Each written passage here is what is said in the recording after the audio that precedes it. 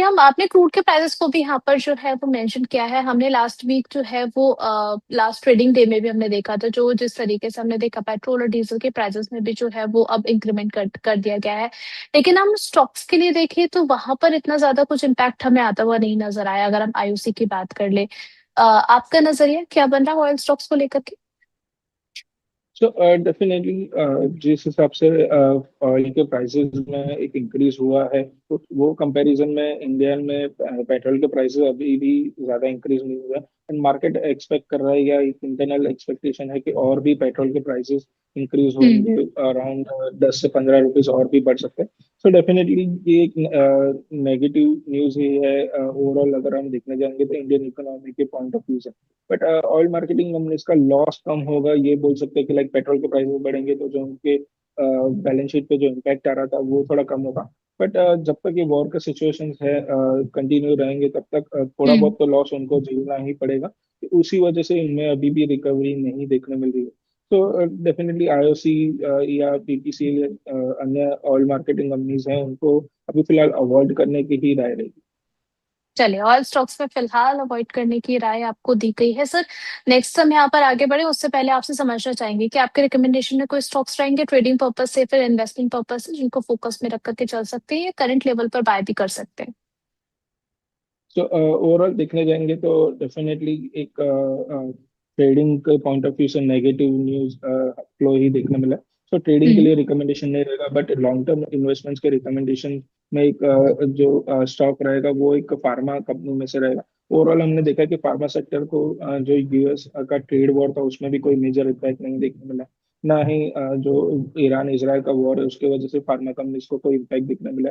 So definitely pharma companies में को ही focus रखना चाहिए, एंड लॉन्ग टर्म के लिए लुपिन में एक बाय कर सकते हैं। ओवरऑल लुपिन एक अच्छे लेवल्स के आसपास ट्रेड कर रहा है, अच्छा खासा हम्म। करेक्शन हमने देखा है हायर लेवल से थोड़ा। एंड अभी भी फार्मा कंपनीज में एक स्ट्रॉन्ग मोमेंटम देखने मिल सकता है, तो लुपिन पे फोकस रखना चाहिए। ओवरऑल टारगेट्स की बात करें तो medium term to long term में हमें 2400 तक के लेवल्स लुपिन में देखने मिल सकते हैं। सो 2100 के स्टॉप लॉस के साथ लुपिन को 6 to 12 मंथ्स के लिए बाय करने के रिकमेंडेशन रहेगा। चलो ठीक है, लोपेन को आप अपने जो है वो रडार पे रख करके चल सकते हैं। करंट लेवल की बात करें तो 2232 पर चलता हुआ नजर आ रहा है। 2% के ऑलमोस्ट यहाँ पर गिरावट देखने को मिल रही है आपके लिए। यहाँ पर जो लेवल्स सुझाए गए हैं निश्चित सर की तरफ से 2400 तक के लेवल्स आप यहाँ पर एक्सपेक्ट करके चल सकते हैं। और स्टॉप लॉस आपको मेंटेन करना है 2100 का। और ये जो टारगेट्स आपको दिए गए हैं वो 6 से 12 महीने के अंतराल में दिए गए हैं, तो आप इस अकॉर्डिंग अपनी पोजीशन को यहाँ पर मैनेज करके चल सकते हैं। नेक्स्ट यहाँ पे सर इसके अलावा और कोई स्टॉक रहेगा या फिर फिलहाल के लिए अभी ओपन ही है? अभी फिलहाल के लिए तो लॉन्ग टर्म रिकमेंडेशन में लूपिंग ही फोकस रखने की सलाह रहेगी। चलिए ठीक है, नेक्स्ट यहाँ पर हम बात कर लेते हैं कुछ स्टॉक्स के बारे में जिनके क्वार्टर रिजल्ट्स निकल करके आए हैं। वोडाफोन आइडिया के क्वार्टर के जो रिजल्ट्स आए हैं काफी ज्यादा सरप्राइजिंग रहे हैं। प्रॉफिट शो किया है कंपनी ने। लास्ट क्वार्टर की बात करें तो इसी दौरान एक बड़ा लॉस कंपनी झेल रही थी, लेकिन अभी अगर हम देखें तो कंपनी का नेट प्रॉफिट बढ़कर के 51,970 करोड़ पर पहुंच चुका है। अब यहाँ पर जो है वोडाफोन आइडिया को लेकर के हमने देखा कि कई सारी जो न्यूज है वो पॉजिटिव ट्रेंड करते हुए नजर आ रही है। बट स्टिल अगर हम टेलीकॉम सेक्टर में देखें तो अभी भी कंपटीशन हम काफी ज्यादा हायर देख रहे हैं। बट स्टिल वोडाफोन आइडिया जो है अब डिस्कशन जोन में आ चुका है। सर, वोडाफोन आइडिया को लेकर के आपकी राय क्या रहेगी? क्या कुछ अपॉर्चुनिटी आप देख रहे हैं इस काउंटर में? सो आइडिया की बात करें तो जो वन टाइम गवर्नमेंट का हमें एक बेनिफिट देखने मिला है, उसकी वजह से हम्म। वन टाइम प्रॉफिट ये कंपनी ने क्वार्टरली रिजल्ट्स में शो किया है, जो डेफिनेटली एक वन टाइम प्रॉफिट ही है। एंड नेक्स्ट क्वार्टर से वापस से हमें चांसेस है कि लॉस में ये कंपनी के रिजल्ट्स पोस्ट। बट ओवरऑल अगर देखने जाए तो एक पॉजिटिव सेंटीमेंट आइडिया में हमें देखने मिला है। एंड प्लस ओवरऑल अगर हम देखने जाए तो गवर्नमेंट की तरफ से भी एक सपोर्ट कंटिन्यूसली ये काउंटर को मिल रहा है। तो यहाँ से डेफिनेटली मोमेंटम अभी भी स्ट्रांग है, एंड अपसाइड कंटिन्यू रह सकता है। ओवरऑल 14 से 16 रुपए तक के टारगेट्स 6 से 8 महीने में आइडिया में देखने मिल सकता है। तो एग्जिस्टिंग लॉन्ग पोजीशन है तो होल्ड रखने की ही सलाह रहेगी। शॉर्ट टर्म इसमें कोई भी एडवेंचर ना किया जाए, क्योंकि न्यूज फ्लो की वजह से हम्म। तो एक अच्छी खासी रैली हम देख चुके हैं, तो थोड़ा करेक्शन हम शॉर्ट टर्म में देख सकते हैं। बट अगर medium term to long term की पोजीशन है तो होल्ड रखने की ही सलाह रहेगी। चलिए, मीडियम टू लॉन्ग टर्म के लिए जो है वो पोजीशन आप बना करके चल सकते हैं। नेक्स्ट यहाँ पर सेल को अगर हम देखें तो Q4 का परफॉर्मेंस काफी ज्यादा स्ट्रांग रहा है। कंपनी का प्रॉफिट जो है उसमें 47% का ग्रोथ हमें देखने को मिला। 1835 करोड़ का इन्होंने जो है अपना प्रॉफिट रिपोर्ट किया है। रेवेन्यू की अगर हम बात करें तो उसमें भी ग्रोथ हमें देखने को मिली है।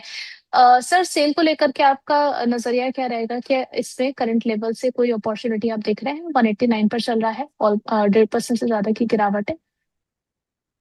तो सेल की बात करें तो डेफिनेटली एक पॉजिटिव मोमेंटम में है ये counter. And steel companies, domestic steel companies जो एक स्ट्रॉन्ग रेवेन्यू ट्रेजेक्टरी में देखने मिल रही है।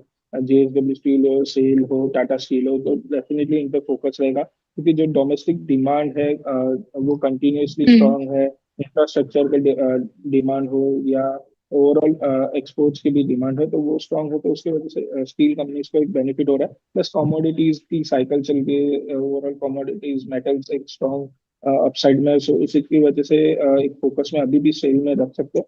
अगर ये काउंटर हमें अराउंड 180 के आसपास मिलता है तो वहाँ पे एक फ्रेश एंट्री ले सकते हैं।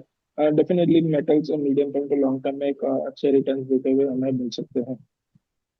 चलिए ठीक है। नेक्स्ट यहाँ पर हिंदुस्तान कॉपर के बारे में अगर हम बात करें तो 582 के लेवल पर ट्रेड हो रहा है। 2% से ज्यादा की बढ़त यहाँ पर देखने को मिल रही है। Q4 के रिजल्ट्स जो दिखाए हैं उसमें प्रॉफिट देखने को मिला है 135% का, बढ़ करके ये 444 करोड़ पर पहुंच चुका है। रेवेन्यू की बात करें तो उसमें भी एक अच्छा जंप, हमें 58% की बढ़त देखने को मिली है। लगातार कॉपर के जो प्राइसेस हैं और जो डिमांड ग्रो कर रही है वो इसको एक स्ट्रॉन्ग सपोर्ट देती हुई नजर आ रही है। सर, हिंदुस्तान कॉपर को लेकर के आपकी राय? अभी जिनकी पोजीशन है वो ही बना करके चलें या फिर आने वाले इस वीक में जो है खरीदारी के मौके हिंदुस्तान कॉपर में मिल सकते हैं? तो डेफिनेटली रिसेंटली 2-3 दिन पहले भी एक अराउंड 600 के अपसाइड हमने देखने मिली थी हिंद कॉपर में। यहाँ हम्म। से थोड़ा डाउनसाइड करेक्शन देखने मिला। सो एक रेंज वन ट्रेडिंग ही चल रही है हिंद कॉपर में, लाइक 550 से लेकर 600 के रेंज में है। जैसे ये काउंटर 600 के अबाव सस्टेन करता है, वापस एक पैच रैली ये काउंटर में हम देख सकते हैं। अभी फिलहाल एग्जिस्टिंग पोजीशन जो medium term to long term के लिए तो होल्ड रखने की ही सलाह रहेगी। शॉर्ट टर्म ट्रेडिंग पोजीशन में फ्रेश एंट्री 600 के अबाव ले सकते हैं हिंद कॉपर में। चलिए, शॉर्ट टर्म के लिए 600 के ऊपर एंट्री लेने की सलाह है फिलहाल के लिए। शॉर्ट टू लॉन्ग टर्म के लिए आप इसे इसमें पोजीशन को बना करके रखें, सलाह दी गई है। नेक्स्ट यहाँ पर एनसीसी लिमिटेड की बात करें तो इनके क्वार्टर के रिजल्ट्स काफी मिक्स्ड रहे हैं। प्रॉफिट की बात करें तो उसमें 19% का डिक्लाइन हमें देखने को मिला है। अगर रेवेन्यू की बात करें तो उसमें एक स्लाइड ग्रोथ हमें देखने को मिली है। अब मार्जिन्स की बात करें उस पर भी हमें लगातार प्रेशर बनता हुआ नजर आ रहा है। एनसीसी में 152 पर चलता हुआ नजर आ रहा है। 5% से ज्यादा की गिरावट है। सर, एनसीसी में यहाँ क्या किया जाए? तो डेफिनेटली रिजल्ट्स थोड़े नेगेटिव देखने मिले। जो लॉस है वो थोड़ा बढ़ता हुआ देखने मिला। तो उसकी वजह से अगर हम देखें तो काउंटर भी अच्छे खासा करेक्शन देखने मिला। हायर प्राइसेस से ऑलमोस्ट 50% का करेक्शन या उससे ज्यादा का करेक्शन। सो डेफिनेटली हमें फिलहाल वीकनेस कंटिन्यू रह सकते हैं, तो फिलहाल अवॉइड करने की सलाह रहेगी। जब तक ये काउंटर 170 के अबाव सस्टेन नहीं करता तब तक ट्रेंड नेगेटिव है। सो फिलहाल के लिए अवॉइड करने की राय रहेगी एनसीसी। एनसीसी को अवॉइड करने की सलाह। चलिए ठीक है। पीएफसी को भी जरा समझना चाहेंगे। खबर निकल करके आई है, पीएफसी ने आरईसी के मर्जर प्रपोजल को प्रेसिडेंट अप्रूवल के लिए फॉरवर्ड कर दिया है। अब सर, इसका अगर मर्जर होता है तो उसका इम्पैक्ट हम किस तरीके से देखेंगे वो भी आपसे समझना चाहेंगे सबसे पहले। तो डेफिनेटली पीएफसी एंड आरईसी का मर्जर है जो है फाइनेंस मिनिस्ट्री है उन्होंने प्रपोजल दिया है। एंड डेफिनेटली इसको एक एग्जीक्यूट होने में टाइम लगेगा, ऑलमोस्ट 6 से 8 महीने का टाइम लगेगा इसको कंप्लीट होने में।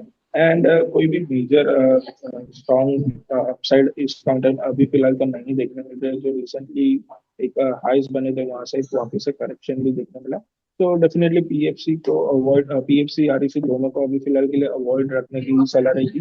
ओवरऑल गवर्नमेंट ने एक स्ट्रेटेजिक डिसीजन लिया है, बट जब तक एक प्रॉपर मर्जर कंप्लीट नहीं हो जाता एंड एक क्लैरिटी नहीं देखने मिलती तब तक एक साइडवेज जोन में ही ये दोनों काउंटर्स रहेंगे। यूजुअली डी मर्जर होता है तो वैल्यू अनलॉकिंग होती है, जो होते हैं तो वैल्यू ब्लॉकेड होता है। सो डेफिनेटली ये एक मर्जर का केस है आरईसी एंड पीएफसी का, तो डेफिनेटली ब्लॉकेड में साइडवेज जोन में ही ये दोनों काउंटर्स हमें ट्रेड करते हुए देखने मिले। चलिए, पीएफसी और आरईसी दोनों को ही अवॉइड करने की फिलहाल सलाह आपको दी गई है।